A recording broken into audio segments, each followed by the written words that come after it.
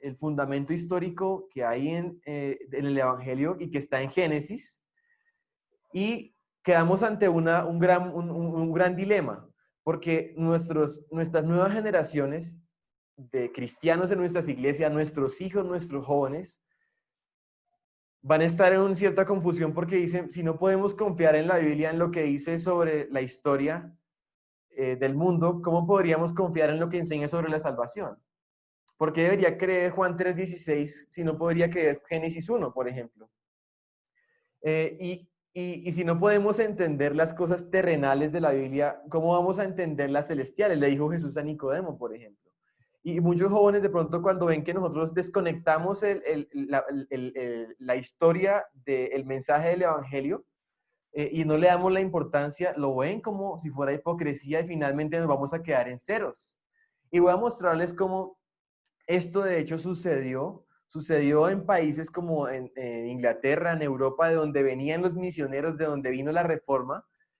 Cuando se empezaron a introducir estas ideas de la evolución, de los millones de años, del naturalismo y que empezaron a influenciar a la iglesia dijo, bueno, pues, ¿cómo hacemos? Podemos acomodarlo en la Biblia. Y lo que hicieron fue abrir una puerta que la siguiente generación traspasó y se fue de cara y salió hacia el liberalismo y finalmente hoy en día en esos lugares el cristianismo no tiene mucha influencia. Las iglesias son museos. Ahora, en Estados Unidos está pasando lo mismo, se está secularizando cada vez más el país y nosotros como país y como iglesia en Colombia tenemos que ser conscientes de esto y ver cómo podemos prepararnos para evitar que esa secularización aún se meta dentro de la iglesia. Quiero mostrarles algunas cosas de cómo no se puede separar o no se puede divorciar la historia del Antiguo Testamento, empezando en Génesis, con la historia del Nuevo Testamento, que es el Evangelio.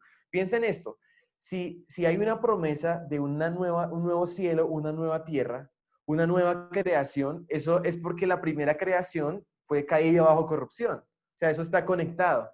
Si Isaías habla de un estado futuro en el que sería restaurado y que podría estar un niño con una serpiente y no le haría daño, o por ejemplo un lobo pastando con un cordero, cosas como esas, eso tiene sentido a la luz de una realidad, de una creación perfecta que ha sido caída y que va a ser restaurada. Un nuevo cielo, una nueva tierra. Ahora piensen esto, si el pecado de Adán trajo como consecuencia la muerte y una corrupción a toda la creación, entonces el postrer Adán, que es Cristo, su muerte sacrificial y su sangre derramada es el pago, puede ser el pago perfecto por el pecado. Pero si, por ejemplo, nunca existió Adán o nunca existió, por ejemplo, un pecado que trajo como consecuencia la muerte, entonces queda sin piso la muerte sacrificial de Cristo como pago por el pecado. No tendría sentido. O, por ejemplo, piensen en esto. Si Dios ya juzgó el mundo a través de un diluvio global y proveyó un medio de salvación que fue el arca, hoy en día Dios también juzgará al mundo en consumación, pero ha provisto un medio de salvación que es Cristo. El arca tenía una puerta y los que entraron por esa puerta fueron salvos. Y entonces Jesús dice, yo soy la puerta al que por mí entrare será salvo. Él es el único a través de quien podemos ser restaurados y ser salvados y librados de la ira venidera. Hay una conexión entre todas estas cosas. Si el juicio de Dios fue real en el tiempo del diluvio y pudiéramos ver las evidencias de eso en esta tierra, ¿cierto? En la geología, entonces podemos entender que Dios no es un juguete y que Dios cumple sus promesas tanto de salvar, pero también como de juzgar en la consumación de todas las cosas. Entonces ustedes quizás como pastores, y sé que aquí hay un grupo de pastores grande y también, o sea, me siento honrado de poder hablarles, muy bendecido de hacerlo. Quizás en estos temas ustedes como que no tienen dudas, ustedes probablemente creen en la creación, la caída, el diluvio global, la Torre de Babel y estos eventos. O de pronto si tienen algunas dudas, pues simplemente ustedes ya son salvos y han creído en Jesús y sienten que como que no es una necesidad de la iglesia. Pero déjenme decirles, hermanos, amados pastores, que dentro de nuestras iglesias, nuestros jóvenes sí están siendo desafiados en estos temas. Dentro de nuestras iglesias, nuestros niños están siendo influenciados, y no solamente en el colegio, sino aún en los medios de comunicación con estas ideas. Cuando, por ejemplo, a un niño se le pregunta por los dinosaurios, aquí tengo un amiguito que conocimos, un amigo de mis hijas que conocimos en Estados Unidos, Él le encantan los dinosaurios. Y tú le preguntas a cualquier niño que los dinosaurios hace cuánto existieron y ellos te van a decir la palabra hace millones de años, porque eso se está transmitiendo por todos lados, se está transmitiendo a través de programas de televisión para niños, se está transmitiendo de manera directa aún en programas de televisión para adultos, en películas. Y no podemos ser tan simplistas de simplemente decirle a un niño o a nuestros hijos que los dinosaurios no existieron, porque sí existieron. No podemos decir simplemente que no pregunten eso y que no piensen eso, porque estamos dejando la puerta abierta, estamos dejando sus corazones sin respuestas para que el enemigo sí tiene una cantidad y un arsenal de toda una serie de mentiras para engañarles. Miren, por ejemplo, en esta película, seguramente ustedes la han visto, ahí se transmite la idea de que el humano es menos evolucionado que el dinosaurio existió antes o era más avanzado, y el niño es como una especie de cavernícola, ni siquiera habla. O por ejemplo la familia de los Cruz, la abuela, por ejemplo, tiene una forma transicional porque tiene cola como de un lagarto o una cola de un reptil. Está en una forma transicional de evolución la abuela. Y por ejemplo, la protagonista que es Eva o Eve, ella pareciera por lo que la película induce es que ella va a ser la madre de la raza humana. Eva, Eve. O programas como estos, yo los tengo aquí porque tengo una hija de 8 años, una hija de 6, y a pesar de que estos programas enseñan cosas muy buenas en lo que respecta a la ciencia observacional, y tengan en cuenta esto que les estoy diciendo, en lo que respecta a la ciencia de orígenes, están vendiendo y adoctrinando con una filosofía naturalista a nuestros hijos. Por ejemplo, miren a George el Curioso, eso es uno muy famoso, porque George es como si fuera un niño, o sea, él es tan inteligente como un niño, solamente que no habla. ¿Y eso qué le está diciendo a las mentes de nuestros niños? Que los simios son casi como humanos, que son tan inteligentes como los humanos. Y cuando un profesor venga y le diga que venimos de un hombre simio y que hemos evolucionado, pues no lo va a ver como tan difícil de creer, porque ya está preparada su mente y su corazón para ver esto. O los adultos mismos, en National Geographic o Discovery Channel, donde hay este tipo de series, por ejemplo, esta serie Cosmos, aquí es uno de los sumos sacerdotes del naturalismo y del ateísmo en el mundo, en donde están adoctrinando a las personas de que el cosmos es todo, el cosmos es nuestra creador, la madre naturaleza es prácticamente como si fuera Dios, y estamos aquí, somos polvo de estrella, lo dice como si fuera un poema, ¿no? Como si fuera el mayor poema de la ciencia, pero están adoctrinando. Nos encontramos en un país, en Colombia, nuestro país, que no es un país católico, que no es un país cristiano, es un país secular, cuyas instituciones, cuyas universidades, por ejemplo la mía, que es la Universidad Nacional donde estudié, el marxismo, el ateísmo, eso está a la orden del día, el relativismo moral, lo que es verdad para ti no tiene que serlo para mí, no existe la verdad absoluta, el humanismo, el hombre es bueno, la sociedad lo corrompe, podemos mejorar, podemos llegar a alcanzar todas las metas y ser lo que queremos ser en nuestra vida, etcétera. O simplemente somos animales, somos producto de la evolución. Ese es nuestro país, ese es el mundo en el que estamos y los desafíos en los que estamos siendo enfrentados como iglesia. Ahora quisiera preguntarle algo. Ante estos desafíos en los que nuestros jóvenes, nuestros niños necesitan ayuda de nosotros como iglesia, porque somos la columna y baluarte de la verdad de la iglesia no puede simplemente quedarse en silencio ante estos temas. Tenemos que responder. Y pregúntese esto, usted como pastor o nosotros como cristianos, como padres de familia, ¿estamos preparados para responder a este tipo de preguntas? ¿O nuestros hijos o nuestros jóvenes estarían preparados para responder en nuestras iglesias? Por ejemplo, esto, ¿cómo sabemos que hay un Dios? ¿O quién creó a Dios, por ejemplo? ¿Cómo subió uno de los animales en el arca? ¿Cómo cupieron tantos animales? ¿Los dinosaurios existieron? ¿Dios los creó? ¿Estuvieron en el arca, por ejemplo? ¿Qué de la evolución? ¿Puede un cristiano creer en la evolución? ¿Realmente existieron los hombres simio? ¿Existen razas de personas? ¿De dónde vinieron tantas razas si se supone que todos venimos de Adán y Eva? ¿De dónde tomó Caín su esposa? ¿Podemos confiar en los métodos de datación por carbón o datación radiométrica? ¿Cómo llegó el universo a la existencia? ¿Por un Big Bang? Y así podríamos seguir con una cantidad de preguntas. Y precisamente nuestro ministerio está para ayudarles en esa área. O sea, hay grupos de científicos que responden a estas y cientos de estas preguntas para ayudarles a ustedes, para que sus jóvenes puedan saber y sus congregaciones puedan saber qué es lo que creen, por qué lo creen, y puedan presentar una defensa ante este mundo y sobre todo predicar el evangelio con autoridad y con poder.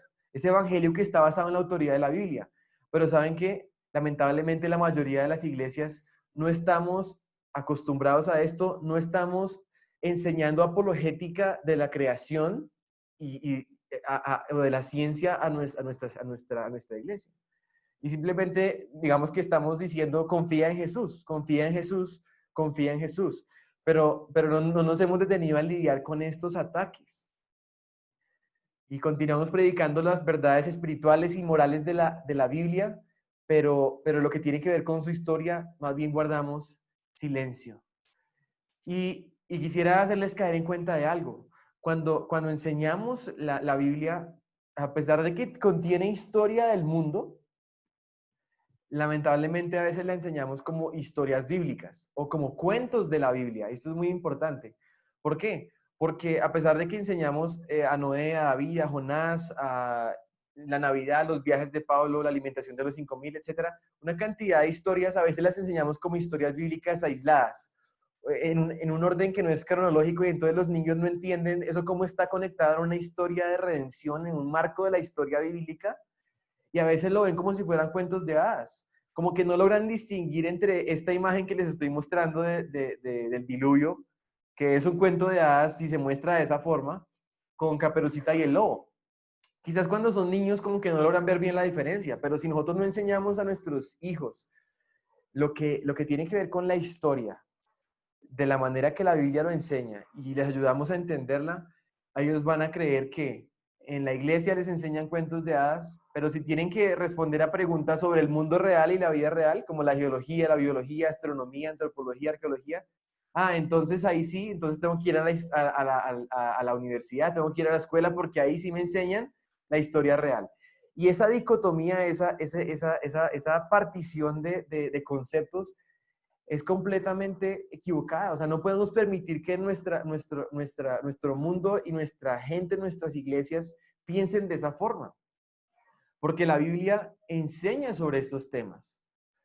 La Biblia enseña sobre antropología, geología, biología, astronomía, antropología. O sea, nos da respuestas a todo esto.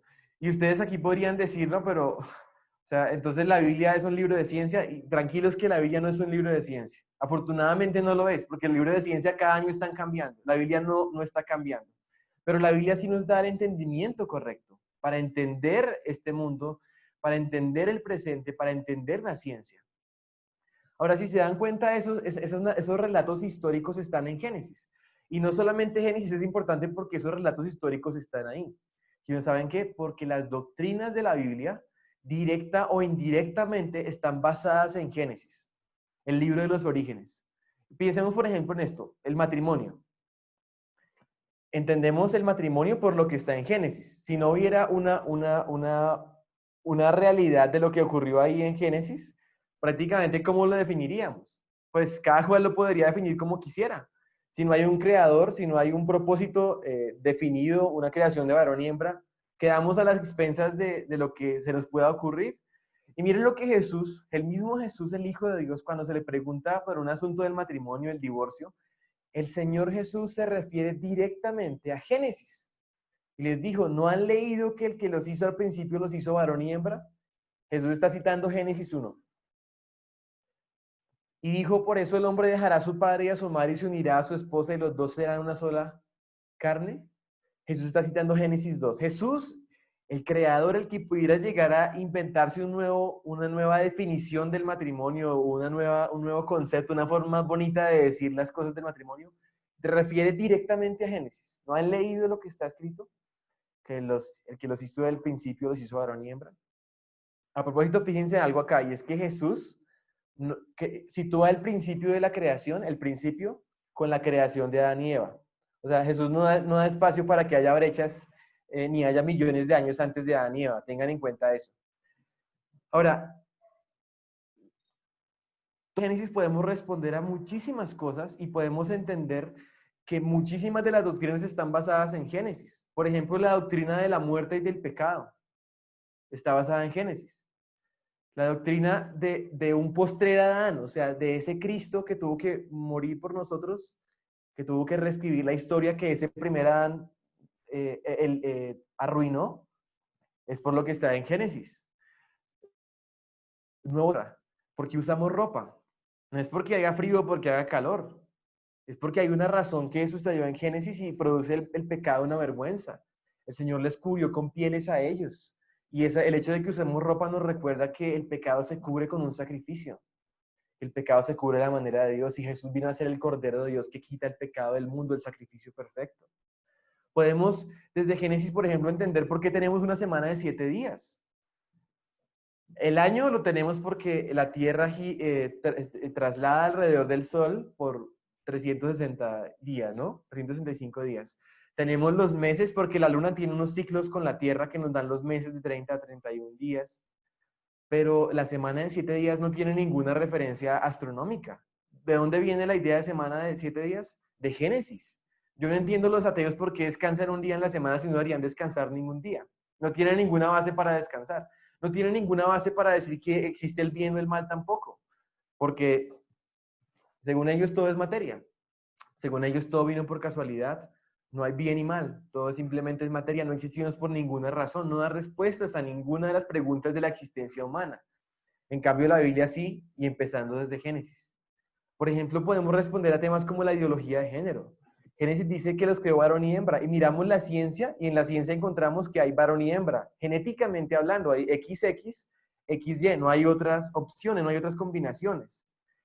Esto lo confirma la ciencia. Por ejemplo, en cuanto al tema del aborto, Génesis habla de que los hombres los seres humanos son hechos a la imagen de Dios.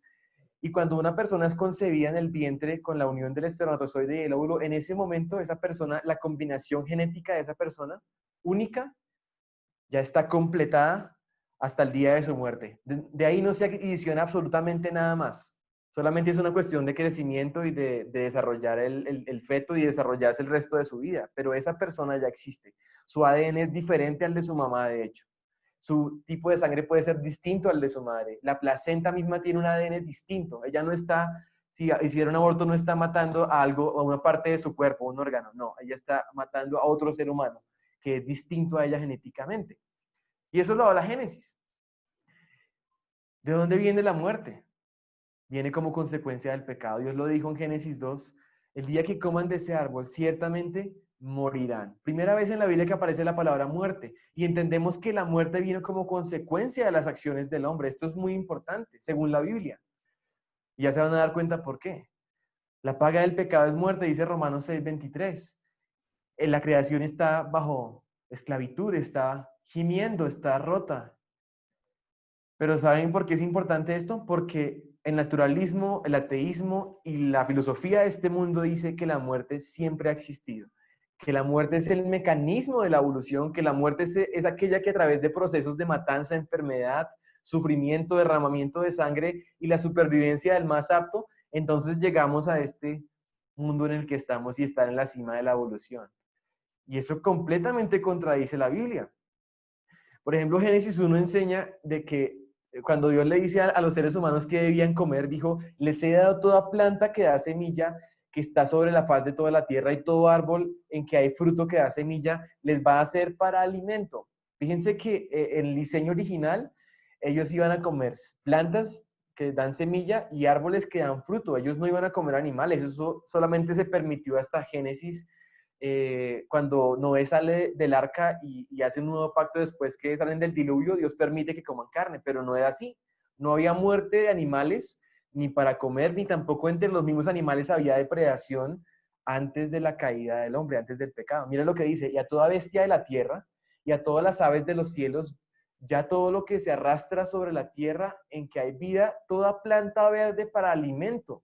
Y así fue. O sea, la creación original no incorporaba a los carnívoros, sino que eso vino después del pecado. Fue alterada el orden de la creación, fue alterado el orden de las cosas, una disfuncionalidad a causa de la maldición. Pero ¿saben qué? En el registro fósil encontramos fósiles de animales que se comen unos a otros, comiéndose unos a otros. Por ejemplo, aquí tenemos un diente de sable con un hueso de otro animal devorándolo y fosilizado. Encontramos en el registro fósil, de hecho en fósiles de dinosaurios, cáncer, tumores cerebrales, artritis. Y esos fósiles, ¿qué quiere decir esto? Que no son anteriores a Adán, sino que son posteriores a Adán y al pecado. Y encontramos que el registro fósil principalmente habría sido puesto a causa del diluvio global, no millones de años antes de Adán. Piensen eso. El hecho de que hubiera cardos y espinos fue algo que, un cambio en la creación, en este caso de las plantas, ciertas plantas, que ahora producirían cardos y espinos. Pero ¿saben que en el registro fósil encontramos cardos y espinos? ¿Qué quiere decir eso? Que esos cardos y espinos no son de millones de años antes de Adán, sino son después del pecado. Eso lo enseña la Biblia. Y cuando Dios dijo que era muy buena la creación es porque realmente lo era, no porque ellos estaban encima de un cementerio de millones de años de muerte, enfermedad, matanza, dolor y sufrimiento. Entonces encontramos que la Biblia nos enseña un panorama distinto, nos enseña una historia diferente y no tenemos por qué tener miedo de que sea distinto. Tiene que ser distinto. Y de hecho Romanos 12 dice, no se conformen a este mundo, no se amolden a este mundo. O sea, Dios no suele revelar su voluntad, ni nos suele dar las claves de interpretación de la Biblia en base a las filosofías de este mundo y mucho menos en base a filosofías que consideran como punto de partida el ateísmo y el naturalismo, en donde descartan a Dios. Ahora, aquí el punto es que precisamente está conectada con el Evangelio. Ustedes dirán, pero ¿qué tiene que ver todo esto de la ciencia con la iglesia y con el Evangelio? Tiene que ver todo, porque en el Evangelio, si hubo muerte antes del pecado, piensen esto, entonces la muerte no es consecuencia pago por el pecado. Y entonces la muerte de Jesús no es el pago perfecto por el pecado. Y entonces su sacrificio viene a ser innecesario. Y por eso los cristianos no podemos negociar la historicidad del Evangelio. Por eso los cristianos no podemos divorciar a Adán del postero Adán, porque si Adán fuera un personaje mitológico, entonces Cristo habría muerto por un problema mitológico, si Adán no fuera literal.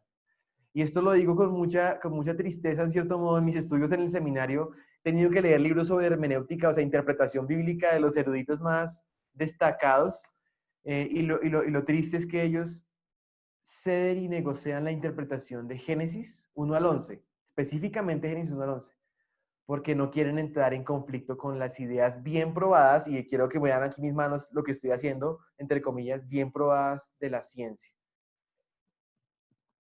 Este tema importa porque el Evangelio está en juego. Este tema importa porque el Evangelio no empieza en Mateo, Marcos, Lucas y Juan, sino empieza en Génesis.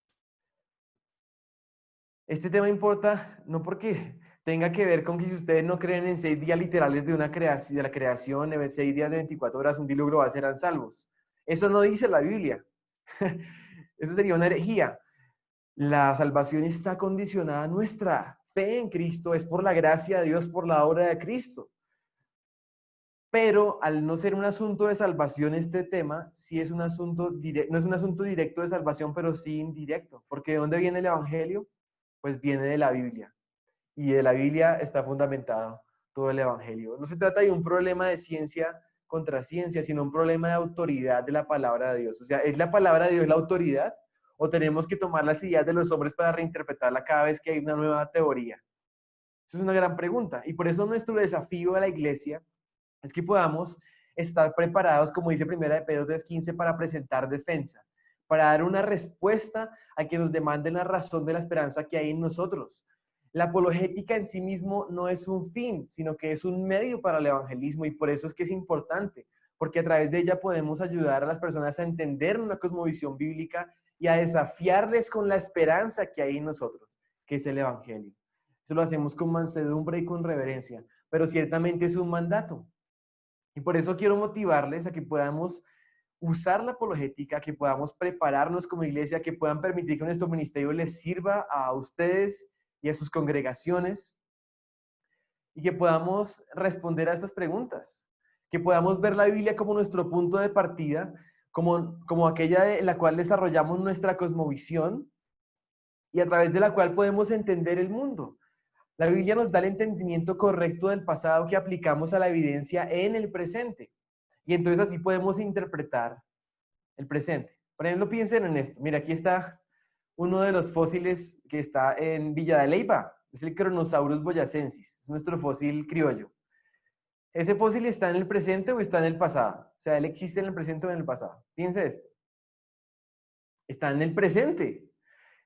No tenemos más en el presente para ver. Los fósiles no vienen con etiquetas que diga 65 millones de años o cosas por el estilo. Simplemente, o que diga, por ejemplo, hecho en China. Simplemente tenemos el presente, tanto nosotros como creyentes, tanto los ateos y los científicos seculares, como personas que toman como autoridad no la palabra de Dios, sino la palabra del hombre. Y aquí tenemos a dos cosmovisiones diferentes, a dos puntos de partida distintos, viendo la misma evidencia en el presente, las mismas capas de roca, la misma tierra, los mismos fósiles, las mismas especies, la misma distancia a las estrellas, el mismo universo, la misma evidencia, pero con dos interpretaciones distintas a través de sus lentes o de su cosmovisión, porque tienen diferentes puntos de partida, dos cosmovisiones. Una basada en la palabra del hombre, que es una cosmovisión secular, y otra basada en la palabra de Dios. Ahora piensen en esto. Los que interpretan el presente en base a sus suposiciones y en base a esa cosmovisión, empiezan con unas suposiciones incorrectas sobre el pasado. Y por eso, a pesar de que puedan hacer muy buenos procedimientos de cálculos y pueden ser correctos, las conclusiones pueden ser incorrectas. Los científicos seculares y ateos dicen que ellos son neutrales, que ellos han liberado la ciencia de la religión y ahora sí ellos sí son neutrales. Y déjenme decirles que no hay neutrales. No hay tal como neutrales. Ellos también tienen una inclinación. Ellos también tienen una religión. No es la cristiana, pero sí es una religión. Porque ellos también dicen en el principio creó la nada. Tienen una filosofía sobre la cual estructuran todo un modelo de orígenes que se llama evolución. Quiero mostrarles rápidamente que ese modelo de orígenes o de evolución no solamente tiene que ver con que nos convertimos de ser un antepasado simiesco al hombre, como a veces pensamos, sino que la idea de la evolución desde la ciencia secular y la filosofía de naturalismo involucra desde la creación misma del cosmos. Se llama evolución cósmica. Y si se fijan, quiero que vean que la evolución tiene varias capas, o sea, la enseñanza de la evolución. Cósmica, que empieza con el Big Bang hace 13.8 mil millones de años, y luego que da la formación de las estrellas, de las galaxias. Después, dentro de esas, nuestro Sol, y dentro como una emanación del Sol, la Tierra, que se enfría, que le aparece agua y que la Tierra también tiene un proceso evolutivo de millones de años, evolución geológica y finalmente la evolución biológica. Como en esa agua, en ese caldo de cultivo, de repente se le produce la vida espontáneamente y da lugar a la evolución y a la creación de todas las especies desde una célula original autorreplicante que se dio al lugar de la nada o a la existencia como un milagro. Ahora, esa es la evolución y ante ese modelo los científicos han venido con toda su autoridad a decir, mira, es que estas capas de rocas, esta evolución y todo este modelo muestra que la Biblia está equivocada. Entonces nosotros quizás, entonces, ¿qué hacemos como pastores, como teólogos?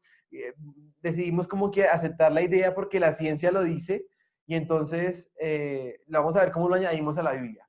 Y eso fue un gran error que cometieron en el siglo XIX nuestros antiguos, a los antepasados en la iglesia, los líderes cristianos, ¿saben qué hicieron? Vieron cómo le metían los millones de años a la Biblia.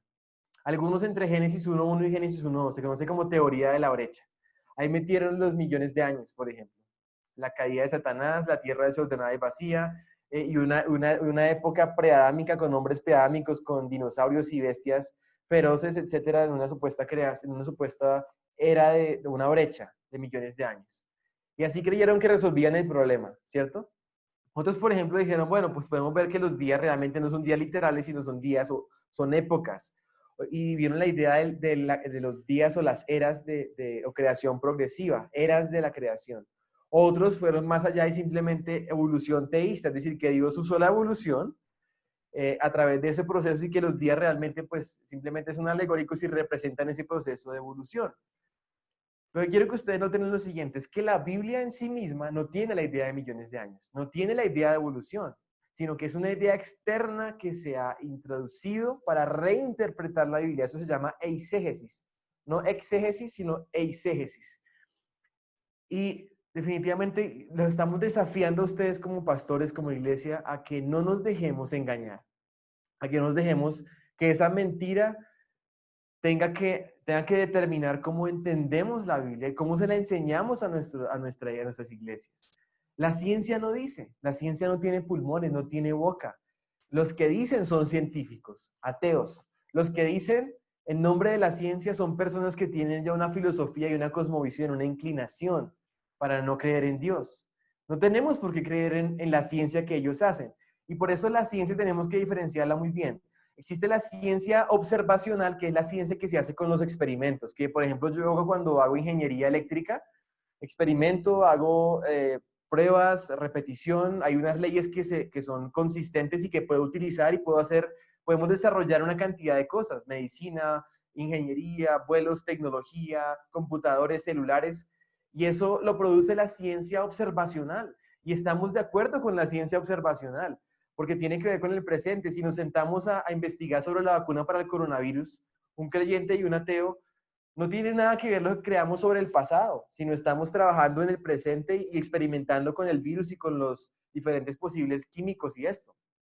Pero si nos vamos al pasado, al origen donde nadie estuvo ahí, donde no podemos repetir esos eventos de la creación, ni el diluvio, ni el origen del universo, ni de la Tierra, ni de las estrellas, lo único que podemos hacer es hacer suposiciones sobre el pasado, en base a lo que vemos en el presente. Nosotros hacemos suposiciones sobre el pasado en base a la palabra de Dios como nuestro punto de partida y entonces entendemos todo el mundo. Los ateos hacen suposiciones sobre el pasado en base a su cosmovisión y crean un modelo de orígenes que llaman ciencia, pero realmente ahí hay una interpretación. Miren estos ejemplos. Si yo, por ejemplo, voy al bosque y empiezo a hacer una clasificación de rocas o de piedras, rocas ígneas, rocas sedimentarias, rocas metamórficas, y yo las clasifico, eso es ciencia observacional, ¿cierto? Pero si yo digo que esas rocas tienen millones de años, ya estoy dando un salto a la ciencia histórica o estoy dando un salto a la interpretación de la evidencia en el presente, en base a mis presuposiciones. ¿Sí ven la diferencia? Entonces, aquí tenemos otro ejemplo. Darwin y los pinzones, por ejemplo, lo que hizo fue observaciones en el presente a los picos de los pinzones, a las diferentes especies, y en eso estamos de acuerdo. Estamos de acuerdo en que la selección natural sí ocurre. La selección natural es un hecho científico observable, pero no estamos de acuerdo en el salto que dio Darwin de decir que a través de la selección natural eso daría el origen a través de procesos de millones de años a todas las especies. Eso es muy distinto. De hecho, la selección natural solamente funciona con la información genética que ya tienen los animales en sus genes. No producen nueva información genética. De hecho, Darwin ni siquiera tenía la genética para su época y no entendía lo que estaba ocurriendo en los genes.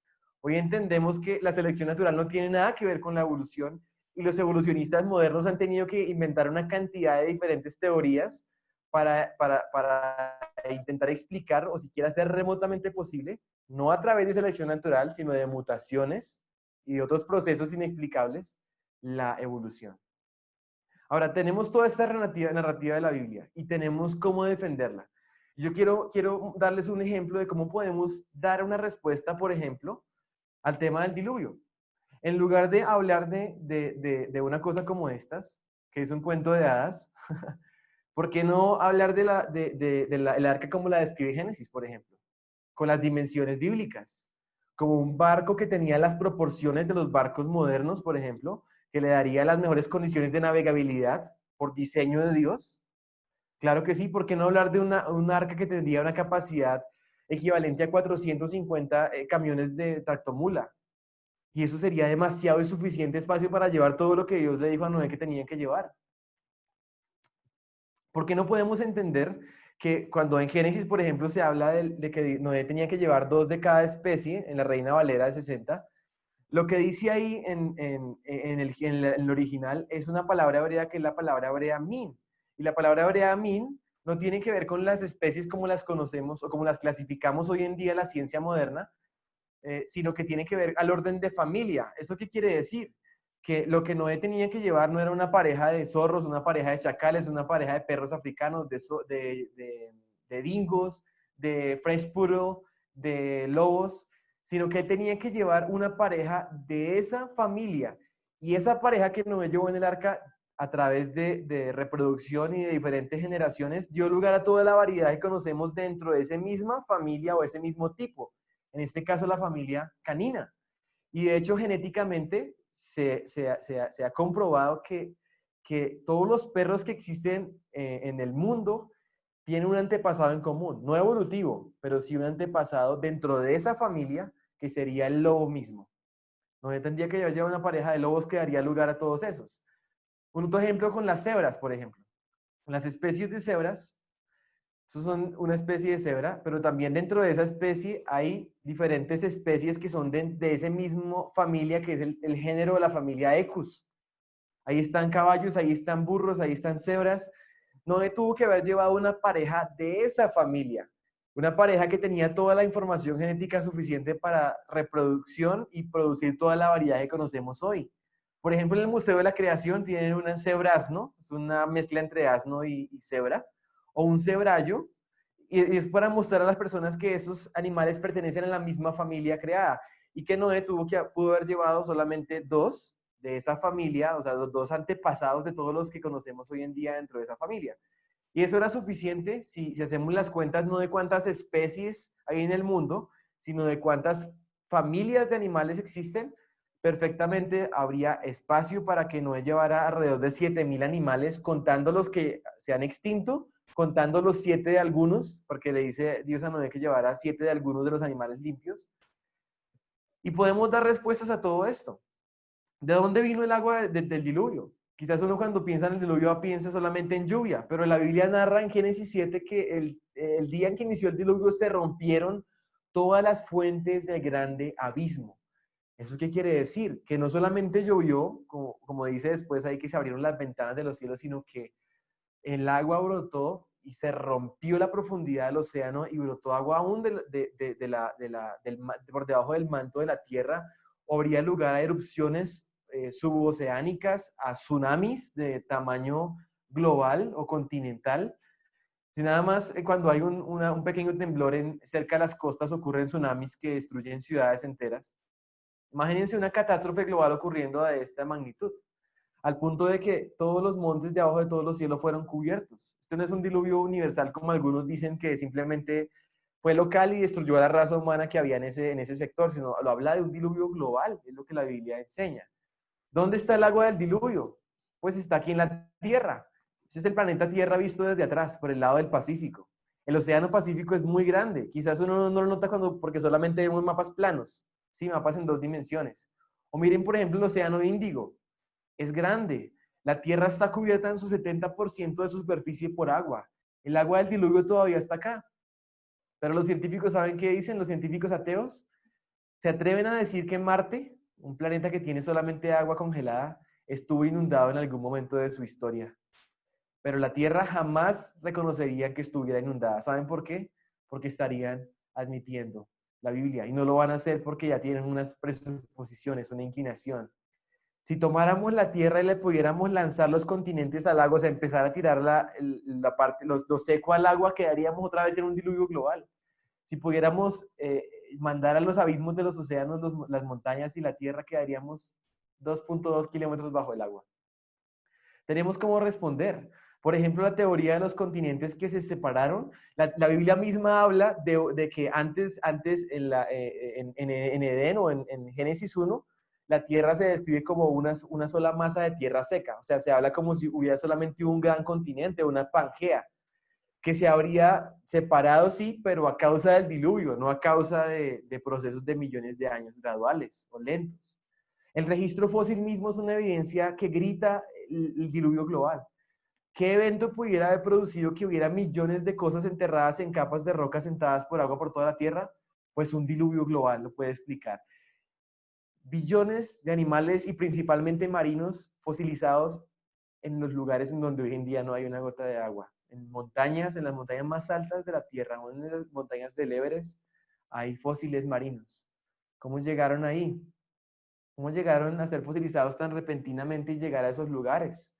Mira, por ejemplo, este pescado estaba en pleno momento para tomar su cena y es fosilizado, es tan repentinamente fosilizado que queda en esa posición comiéndose a otro pescado. Eso está en el Museo de la Creación.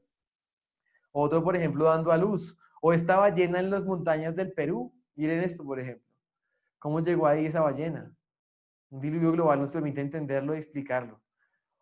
El Kronosaurus boyacensis, el que les comenté que está en Villa de Leyva. Vayan y lo miran. O miren, por ejemplo, nuestro cañón del Chicamocha.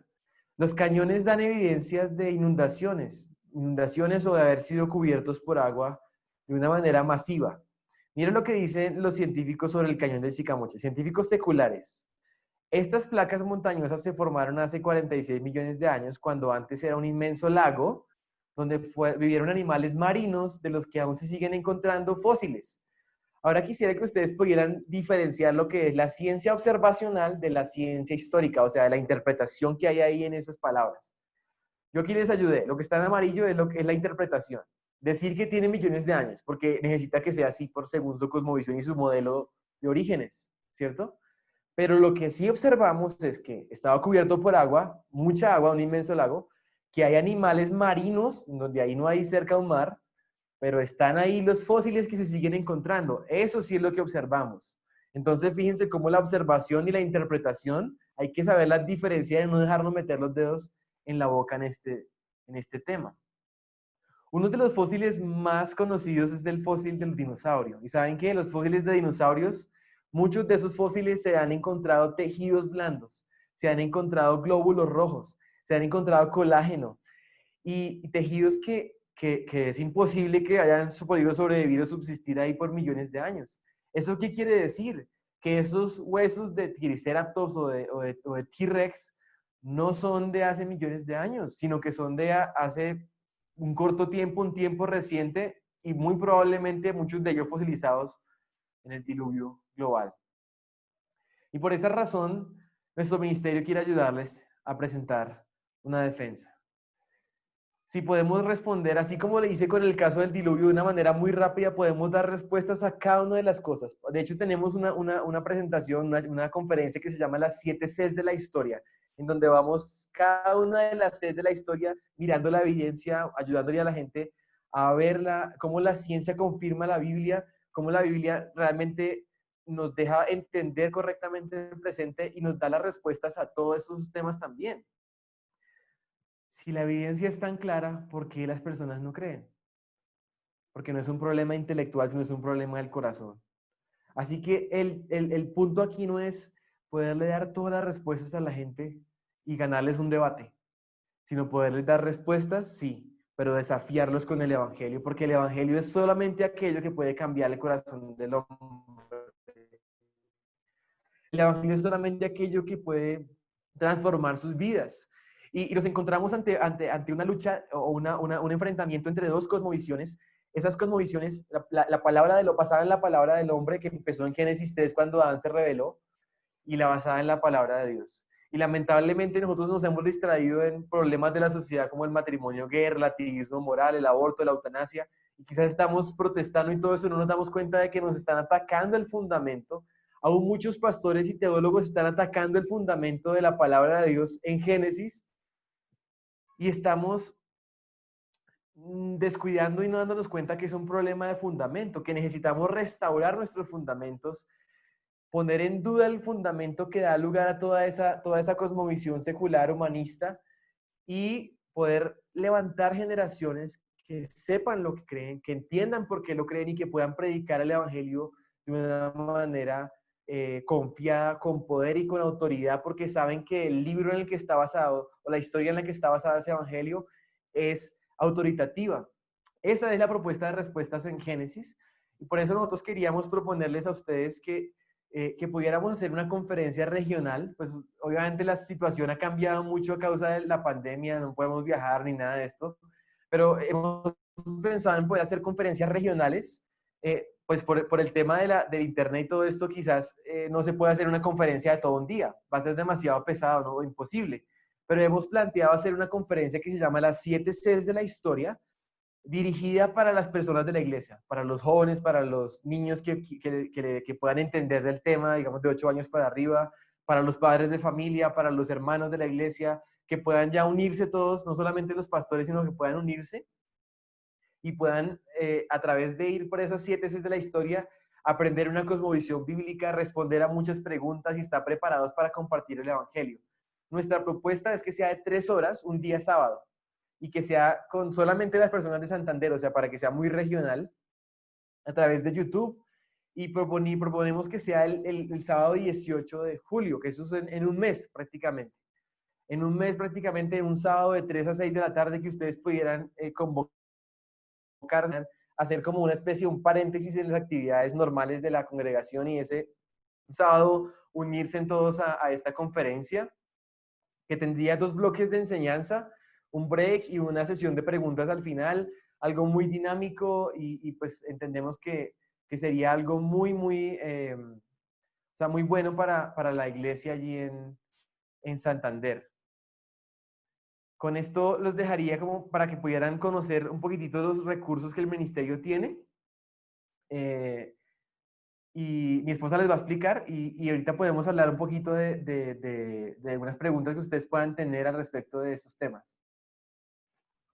Bueno, claro que sí, muchas gracias, amor, qué bien. Y nos alegra que todos están aquí muy emocionados en el chat, hemos recibido sus comentarios. Es una bendición, de verdad, como la palabra del Señor nos sorprende cada vez más y nos asombra con cada cosa que podemos así para llevar el Evangelio a todos los lugares.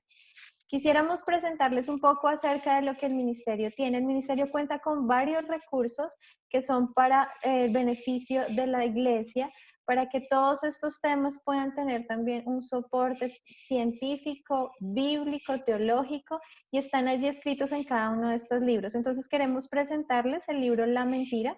Es el libro fundacional del ministerio Respuestas en Génesis y habla un poco a profundidad de lo que ustedes aprendieron el día de hoy. Este es un libro base del ministerio que nos dice por qué no debemos hacer concesiones con el mundo en cuanto a estos temas. También contamos con los libros de respuestas 1, 2 y 3, que son los libros también base del ministerio. Cada capítulo es una respuesta a una pregunta. Diferentes temas vamos a encontrar, es como una enciclopedia. Cada tomo tiene diferentes temas, diferentes énfasis. Vamos a hablar acerca de los dinosaurios, de la creación, de los millones de años, de estos temas que se tocaron hoy, pero un poco más a profundidad, escritos por los científicos y ministros del ministerio Answers in Genesis en los Estados Unidos. También tenemos libros para padres. Es muy importante todo lo que estábamos aprendiendo hoy y es importante poder entender que nuestros hijos deben ser criados piadosamente en un mundo impío en el que están viviendo. Como hablábamos al principio, nuestros niños y nuestros jóvenes sí están siendo bombardeados, por lo que estos temas los están recibiendo en el colegio, en la universidad. ¿Y cómo responder ante esto? ¿Cómo realmente podemos enseñarles solamente los principios del Génesis establecidamente claros desde la palabra de Dios? No tanto explicar ciencia, sino cómo a partir del Génesis podemos enseñarles y ellos pueden realmente tener bases para así poder defender y predicar el Evangelio. El Cosmos Creado es un documental acerca del cosmos, es el que se presenta en el Museo de la Creación en los Estados Unidos, en el planetario, y nos habla acerca de todas las maravillas del espacio y cómo todo apunta a un creador. También contamos con unos libros de temas específicos, como es el tema de OVNI, que también a veces estos temas es algo que tienen muchas preguntas las personas, los creyentes también, y hombres simios. Cada libro nos especifica sobre este tema, nos da parte científica y también bíblica de los científicos del ministerio. Contamos con una serie de 12 libros de bolsillo. Estos libros de bolsillo son libros evangelísticos, porque estamos respondiendo la pregunta, pero en la última parte también las personas pueden ser guiadas al evangelio. Preguntas como de dónde tomó Caín su esposa, si 6 días son millones de años, qué realmente sucedió a los dinosaurios, si el arca de Noé, si la datación por carbono la refuta la Biblia, y también la parte teológica como un nuevo comienzo, el propósito y el significado de la vida, y más temas que los pueden ver. Son 12 libros de bolsillo. También contamos para los niños con varios recursos. Los niños tienen muchas preguntas acerca de estos temas, pero lo curioso es que estas preguntas también las tenemos los adultos. Son 2 libros muy divertidos. para los niños, que son preguntas que los niños hacen y el ministerio las contesta con su base en el Génesis. El primer volumen habla acerca de la creación y la caída, y el volumen 2 nos habla acerca de los dinosaurios y el diluvio de Noé. Contamos también con 3 libros para los niños, donde se les enseña también temas como es el hombre simio, el diluvio, el arca de Noé, acerca de la vida de Noé, y los fósiles. Entonces son estos 3 libros a todo color que les enseña a los niños también cómo poder aprender estos temas, pero sobre todo los apuntarán al Evangelio. Hay un libro que recomendamos 100% para la escuela dominical, devocional familiar, o para un trabajo con sus hijos ya directamente también, y es el Evangelio desde Génesis. Hablábamos desde el principio que es muy importante que los niños puedan conocer el Evangelio desde el primer versículo de Génesis, porque desde allí está. Y cómo ellos pueden ver desde Génesis del 1 al 11, y luego también pueden ver acerca de Cristo, cruz y consumación, el Evangelio. Entonces es un libro que viene para el maestro, con sus 2 libros del maestro, con las lecciones, con el libro visual, y para los niños viene el libro para colorear. Entonces es excelente porque tiene las lecciones que les alcanza para todo el año, para enseñarles así el Evangelio con sus diferentes actividades.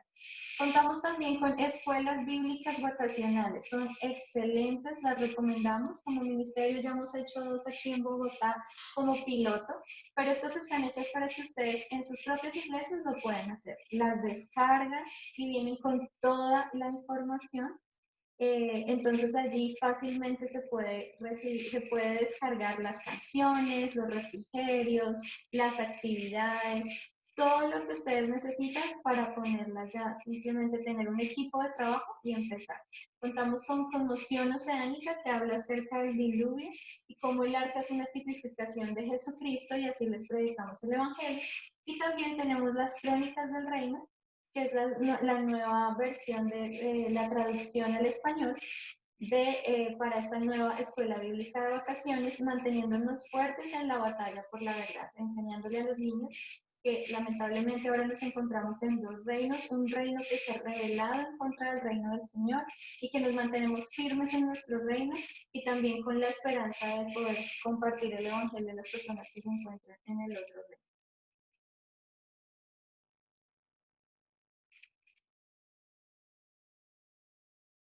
Bueno, estos son nuestros datos. Nosotros, como les comentábamos al principio, somos INGEN.org, nuestro ministerio. Nos pueden encontrar en nuestra página web www.ingen.org. Este es nuestro celular en la oficina, 316-653-7864. Y estamos disponibles, estamos a su servicio. Queremos poderles aportar y apoyar en todos estos temas relacionados con apologética y también con evangelismo.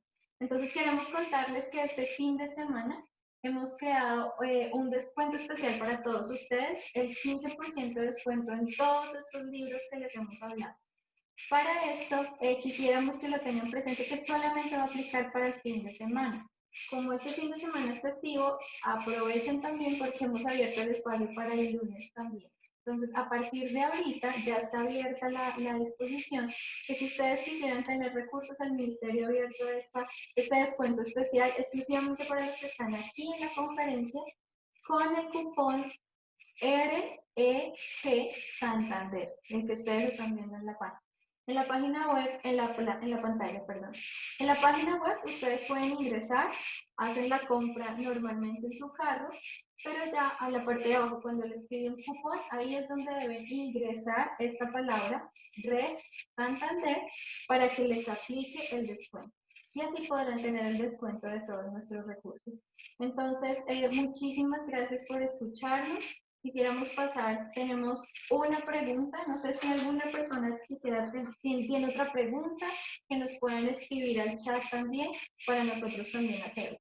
También queremos invitarles a visitar la página del Ministerio Internacional, es respuestasengenesis.org. Respuestasengenesis.org. En esta página ustedes encontrarán un sinnúmero de artículos, audios, algunos videos que también les van a ayudar a todo esto, van a profundizar cada uno de los temas. Entonces les invitamos también a que la visiten. y a que puedan conocer todos los recursos también gratuitos que hay allí y puedan usarlos para ustedes, para sus familias y para sus iglesias. Entonces, muchas gracias. Quisiéramos pasar al momento de las preguntas. Por favor, si quisieran escribir allí en el chat. Quisiera confirmarles si se está escuchando bien el audio, porque me estaban comentando que no se escuchaba bien. Entonces, de pronto, si le pueden dar un like ahí en su pantallita para ver si se está escuchando bien el audio y que continuemos con las preguntas.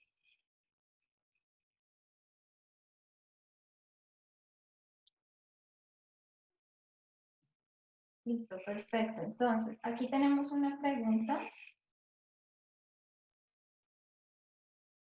del hermano Wilson Cristancho. Entonces vamos a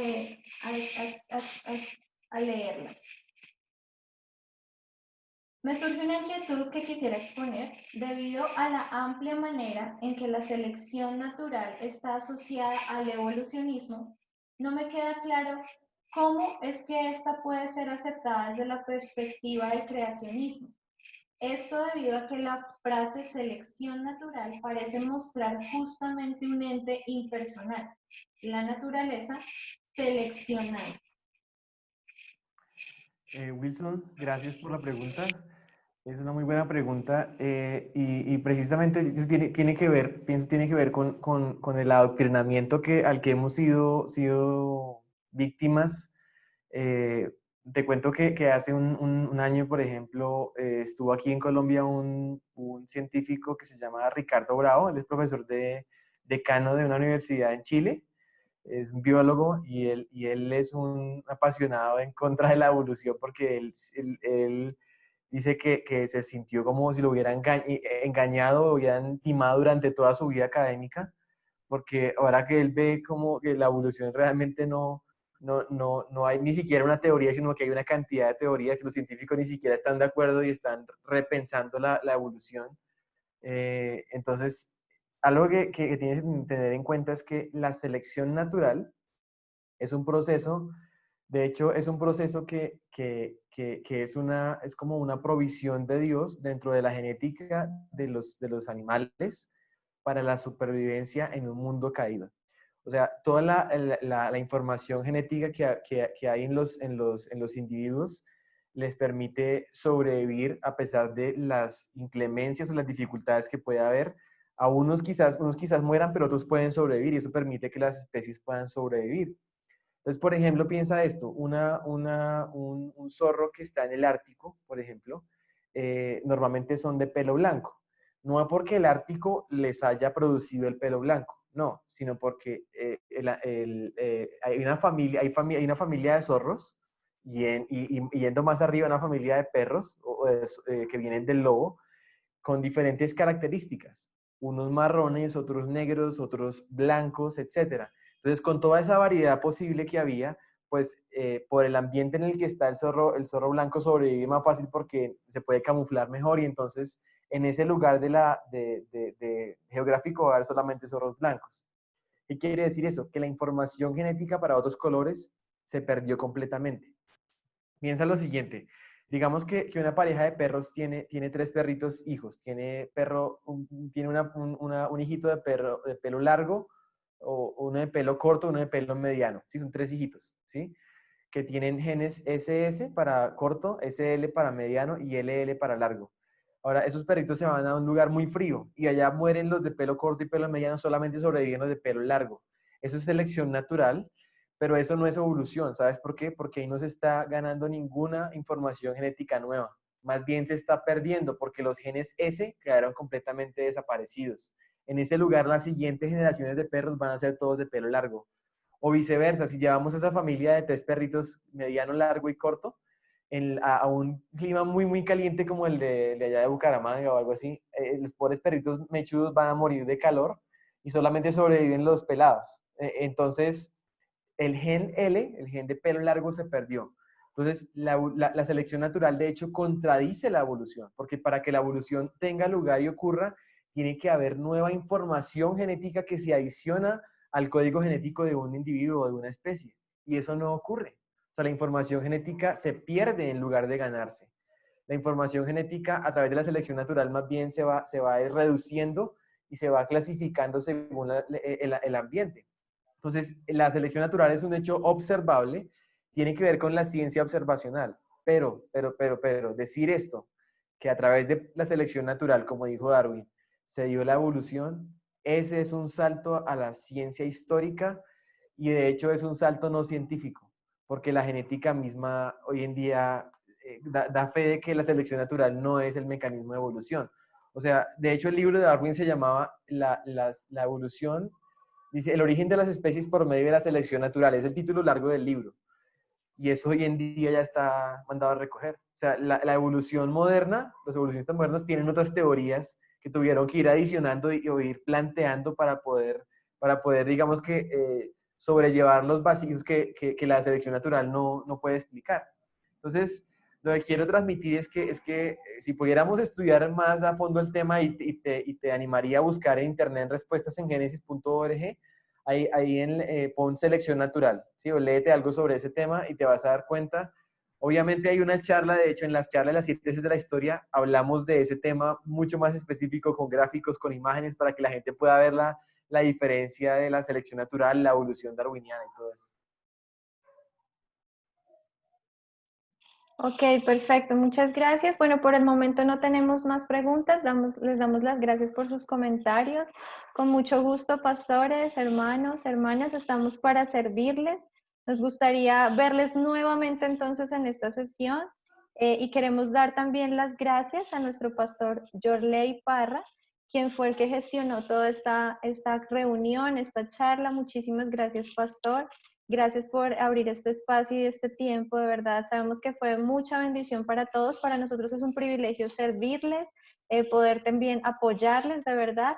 Estamos para servirles. No duden en escribirnos, en revisar nuestra página web, nuestro WhatsApp. Por favor, no se pierdan también el descuento en los libros y podamos terminar esta charla con una oración. Nos gustaría pedirle al pastor Yorley, por favor, si puedes terminar en una oración.